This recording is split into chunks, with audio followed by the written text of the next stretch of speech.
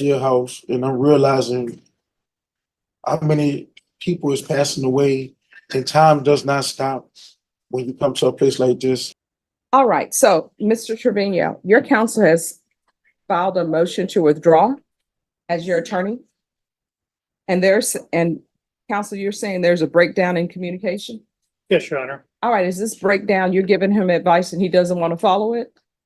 I think it's more than that, Your Honor. The session opens on a somber note. The defendant reflects on how many people have passed away, realizing that time does not stop when you come to a place like this. Already, the weight of the courtroom is heavy. It feels less like a legal proceeding and more like a moment of reckoning. Do you think moments like this really make defendants confront their choices, or is it just words? He has 3 misdemeanors as well. Judge Menace withdrew me on those cases. And, when he tells me I'm dismissed, then I don't think we can. All right, so here's the thing. You are in felony court. Today is your plea deadline date. As a defendant, people think their rights are, oh, I get to decide how this case is going to be tried. I get to decide strategy. I get to decide this and that. No, you do not.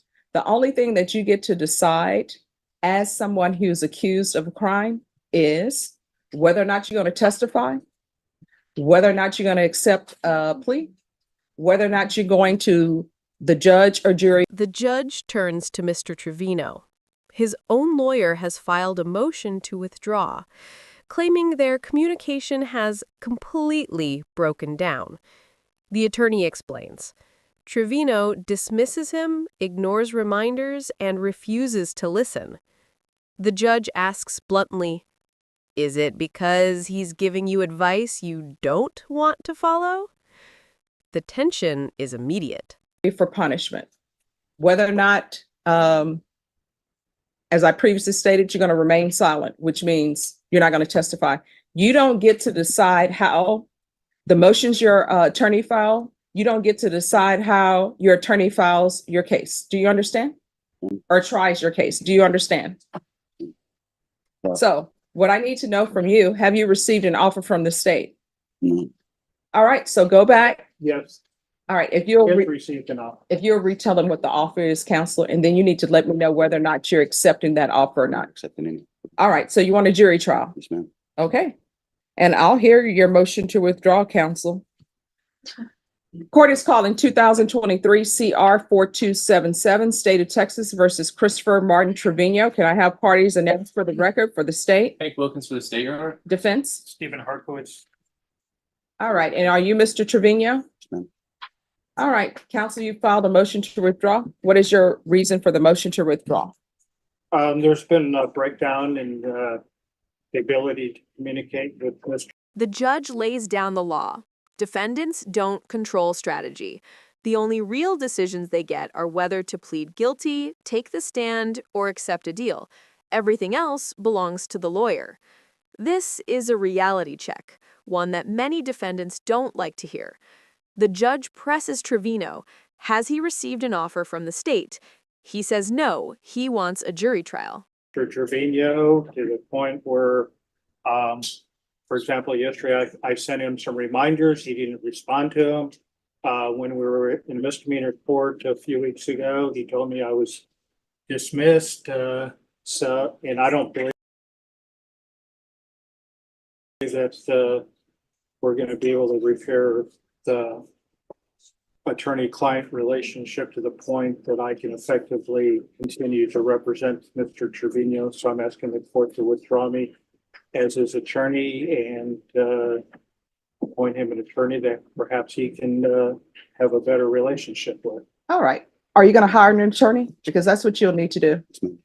All right. Motion to withdraw is denied. I'm going to recall this for next week. You need to have an attorney hired. Do you understand? All right. We are going to recall this. Norma? The defense lawyer doubles down, telling the court the attorney-client relationship is beyond repair. He feels he can't effectively represent Trevino, but the judge isn't buying it. The motion to withdraw is denied. Trevino has until February 15th to either hire his own lawyer or continue with this one. If you were the judge, would you force them to work it out or allow a new lawyer to step in? Can you recall this for February 15th? All right, you need to have an attorney at that time. This You is for the understand? deadline. Hmm? This is for the deadline still, or? On February 15th, you will either have hired or retained an attorney, and that attorney will come in here on February 15th, or either this will be your attorney. Do you understand? But I'm saying, did you do the jury trial yet? Or we're gonna wait till the attorney's Oh, do present? you want to go to the jury trial with this attorney? Because we can arrange for a that's what jury it's for. trial Okay. today. Okay. All right, Ms. Ferguson, they're going to come back on the 15th. And Mr. Trevino, and we're off the record, Mr. Trevino, if you do not communicate with your attorney, guess what? I do communicate. No, listen to me. If you do not communicate with your attorney and communicate with your attorney respectfully, guess what's going to end up happening? You're going to go to jury trial with an attorney that you have not communicated with respectfully and you have not talked to. Do you understand? The judge issues a stern warning. If you don't communicate with your lawyer respectfully, you'll end up going to trial with an attorney you haven't worked with. Trevino pushes back, claiming it's the lawyer who won't respond. The judge shuts him down. Both are in court. Both can talk now. No more excuses. What All if it's right. the other way around, though, Judge? Hmm? What if it's the other way around? What if I'm the one trying to communicate and I'm Oh. not getting no response? Oh, well, here we go. He's here right now. You're here. I You already all tried can talking to him talk. outside. He didn't want to do anything I Here's the said. thing. You're here right now. He's here. I'm sure he will speak to you. So just have a seat and he will speak with you. Okay? All right. You entered a plea to count one. You entered a plea of no contest to the offense of aggravated robbery. Punishment is to be assessed at 10 years in the prison. There's an affirmative finding of deadly weapon. The state is opposing your application for deferred adjudication. Have both parties had a chance to review the PSI report, state? Yes, sir. Defense? Yes, Your Honor. Any objections to the PSI report, state? No, Defense? Your Honor. Any witnesses, state? No, Defense? Your Honor. Only allocution. All right. State you're opposed Yes, and why? Your Honor, it's mainly due to the defendant's criminal history. He does have 2 prior felonies here in Barrett County. And he does have an extensive history out of the state in Louisiana. So it's mainly on criminal history, Judge. All right. Defense? We shift to a new case, aggravated robbery. The defendant pleads no contest. The punishment recommendation is 10 years in prison with a deadly weapon finding. The state strongly opposes deferred adjudication, pointing to his prior felonies in Texas and a long record in Louisiana. The pattern is clear. History is catching up to him. May I present his allocution in writing? I've shown it to the prosecutor already. And no objection, Judge. All right. Yes, you may. And just give me a moment to read this. Yes, Your Honor. All right, Mr. Callahan? Your Honor, there's a mental health factor in this case, and you can see that in the PSI. Draw your attention to page 9. I think he would probably, and so would society, if you would give him supervision. He's motivated because now he has a child. To change his life. He's also pushing 40. That's another motivation. The victim in this case was not injured, was threatened, but not injured. And his property was returned to him.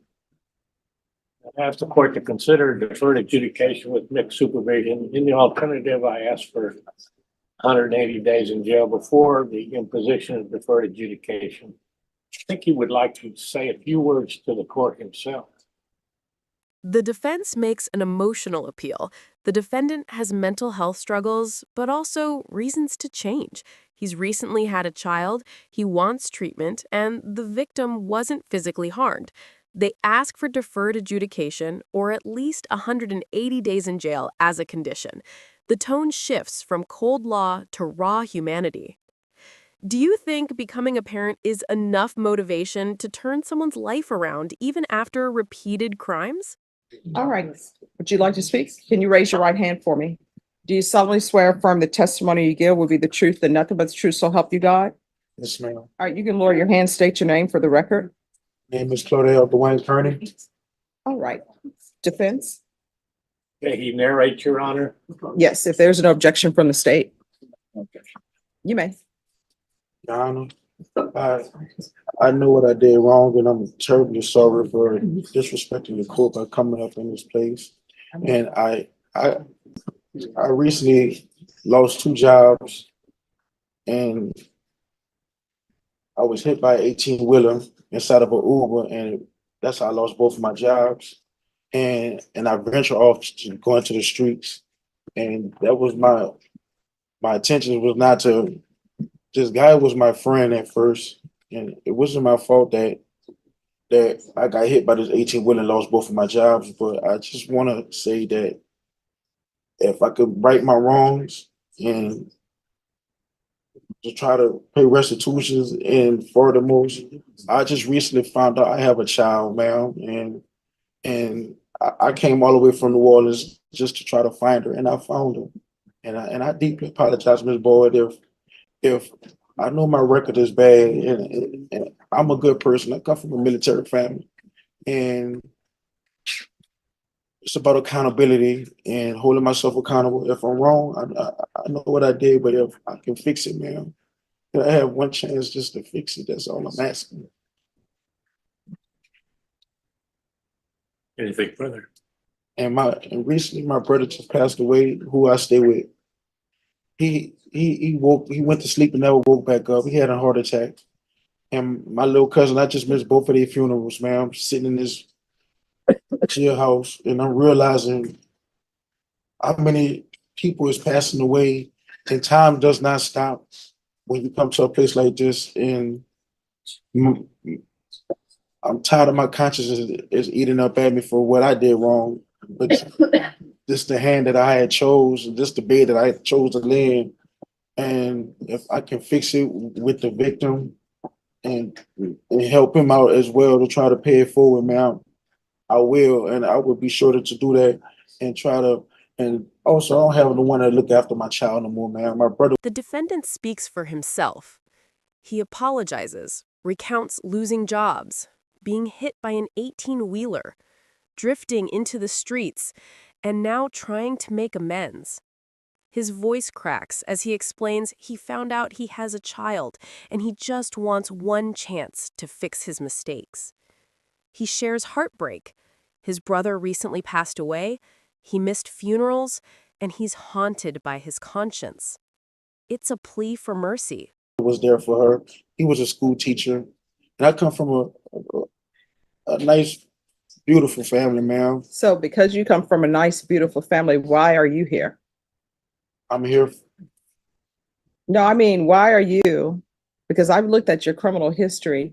Why are you say you have a military family. You say you come from a good family. So I don't understand why you're making the choices that you're making in your life. Why are you making these choices? Because you had a choice. Yes, man.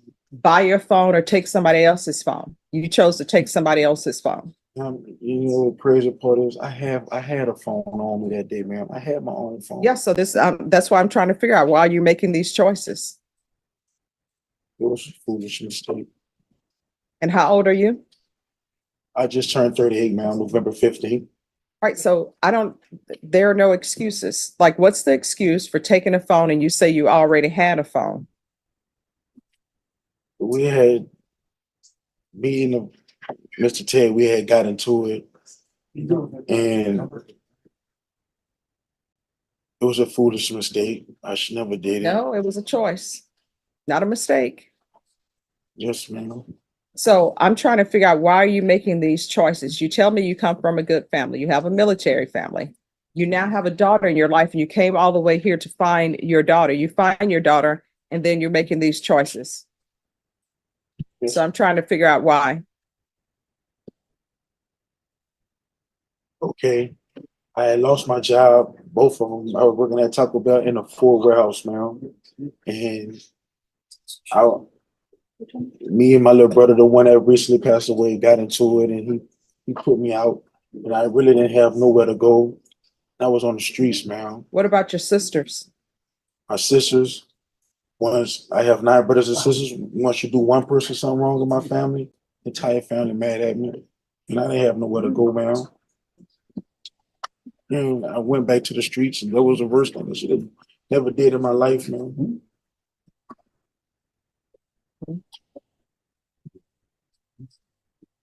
But the judge cuts through the emotion with hard truth. You say you come from a good family, a military family. So why are you making these choices? She drills down on the contradiction. He had his own phone, but chose to steal someone else's. She reminds him, it wasn't a mistake, it was a choice. Her frustration is clear. Excuses won't erase bad decisions. Do you think the judge is being too harsh here, or exactly right in holding him accountable? All right, is there anything else? Nothing further, Your Honor. Nothing from the state judge.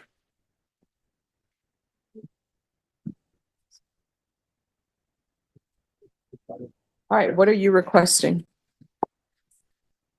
Nick Miles supervision, Your Honor, and deferred adjudication hence, but in the alternative, 180 days in jail as a condition of deferred adjudication.